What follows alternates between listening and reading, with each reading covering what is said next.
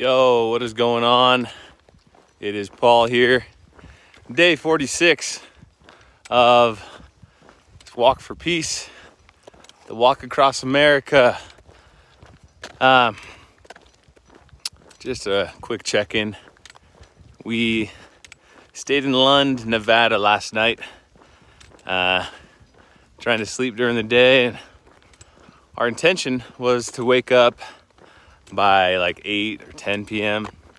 and get out the door by midnight. I think we finally got out the door by about 3 in the morning. There's James Allen here. He's crushing, listening to a little Andy Grammer, about ready to just go ham and cheese on this desert. We got out the door finally at about 3 in the morning. We're sort of wiped. It had been a few days since we had a really good night's sleep. So we slept a little, I think a little past midnight, after going to bed at about 4 p.m. Woke up, had some food, and honestly, man, I was in just a funky, grumpy mood this morning. I'd only really slept like a good solid 5-6 hours, which to a lot of you guys is like a great night's sleep, but for me, I'm just sort of a grump if I get anything less than like 7 or 8. So this trip has been, it's been tough, because most days getting a solid 7 or 8 hours of sleep is like something that happens once every like 4 or 5 days, just because we're trying to sleep during the day. We're battling the heat. The other day we were battling these crazy, like freaking, I don't even know how to put them, just these crazy like sugar ants that were like biting, these crazy biting sugar ants behind this cabin. We thought it was like this really nice little spot. It's this abandoned cabin between Tonopah and Lund with like horses across the street. Really pretty area, but as we like got settled in, an hour in, there were just ants literally everywhere, all over the floor, all over the cabin, everywhere we were. They're scouting us, and I just had the feeling we were gonna wake up getting bitten, which happened to me back in scout camp when I was 14, Camp McQualla up in Oregon. I was like, heck no, we're not going to sleep with these ants around us. So we packed up and like drove to a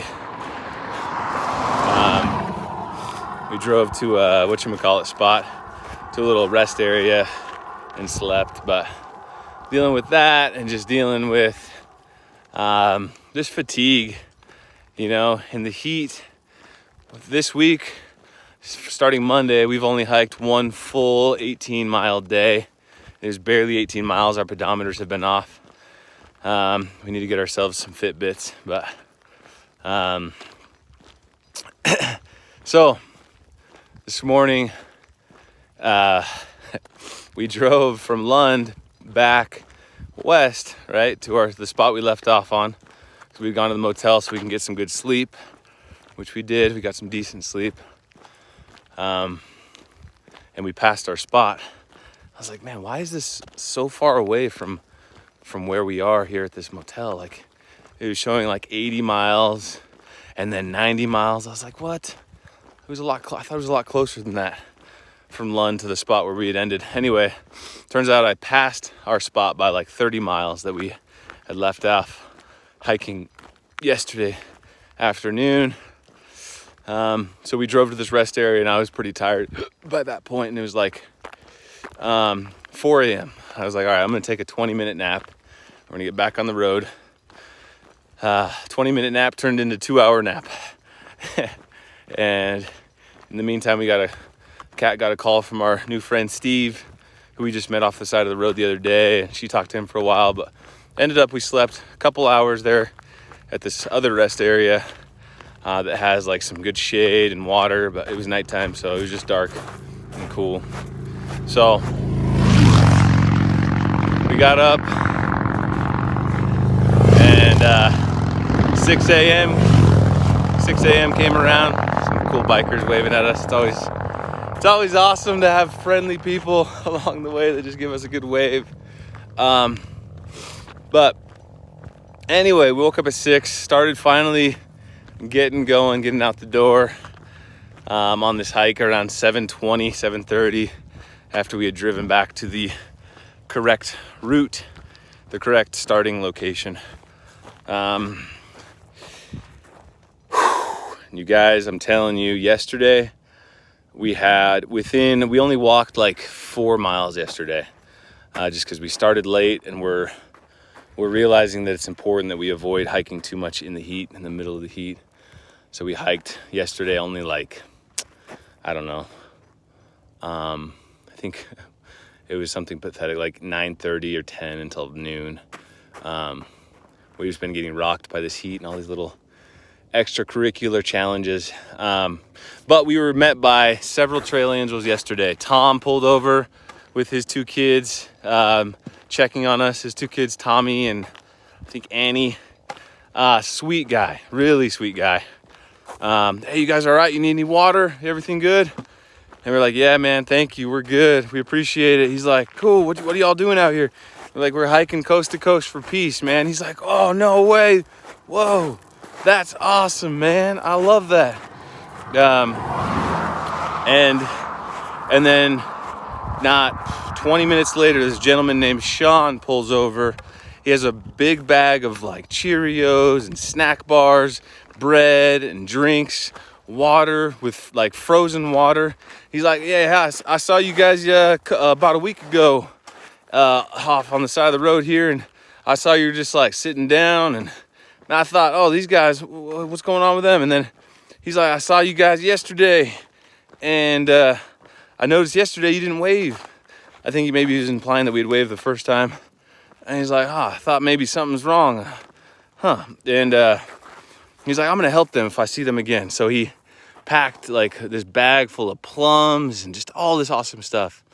And he just hands it to us. And a Subway sandwich. Delicious, like turkey sub, full foot long that James and I split. Sweet guy. Energy drinks, all of it, man. A big bottle of juice. We had just given our last bottle of juice to this this fellow that was quote unquote lost in the middle of the desert. I think he was just he was what's it called, catfishing us, but he's more catfishing our friend Cat. But anyway, that's another story. And then after Sean's like, awesome what you guys are doing, I love it, keep up the good work.